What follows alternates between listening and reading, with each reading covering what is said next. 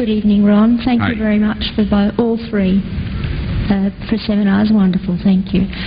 My question is that you said that you had the blood of our Lord examined by the Israelis. That's correct. What was their determination of that?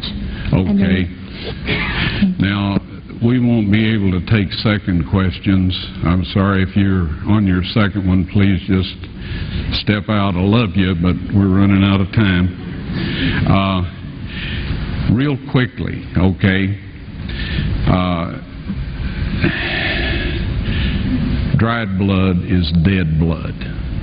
Everybody knows that, all right?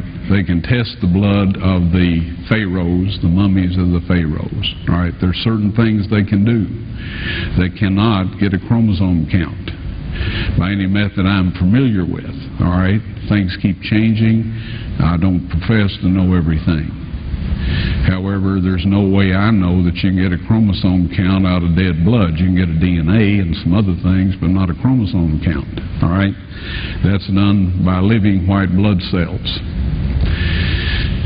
Now then, first of all, in this analysis, I took the blood into a laboratory in Israel. I asked one of the people I work with in antiquities, where is a good laboratory that does reliable work?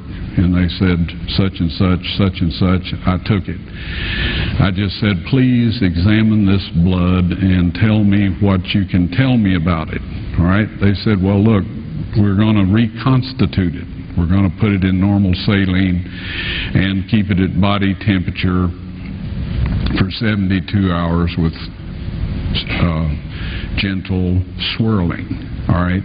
That's their business. That's great. I said, now I want to be there when you check it out. They said, fine. So I was back. They checked it out. I said, now, they said it's human blood. We can tell that. They did whatever tests they need to do. And then I said, take some of the white blood cells and put them in a growth medium and keep them at body temperature for 48 hours. And they said, well, that'll do no good because it's dead blood. I said, would you please do that for me? And they said, okay, we'll do it.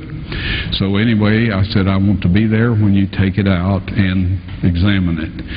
So I was back there. They took it out, examined it under a microscope, and the one technician called the other one over there, and then they called the boss over there, and they were talking Hebrew a mile a minute there for a little bit, and they looked at me and they said, Mr. Wyatt, this human blood only has 24 chromosomes in it. Everybody else has 46. You see, 23 from your mother, 23 from your father, 22 autosomes from your mother, 22 autosomes from your father. You get an X from your mother, you may get an X or a Y from your father, all right? This blood had 23 chromosomes from the mother's side, one Y chromosome only. You see, the child could not have developed if they hadn't had the autosomes from the mother. So all of his physical characteristics were determined by his mother's side of the family, her autosomes. His maleness was determined by this one Y that came from a source, not a human male.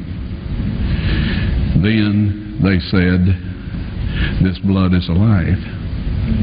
And then they said, whose blood is this?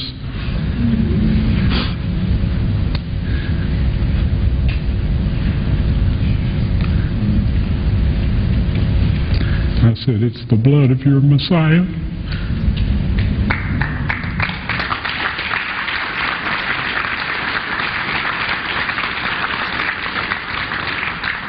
And I assure you those men's lives have changed. You're welcome.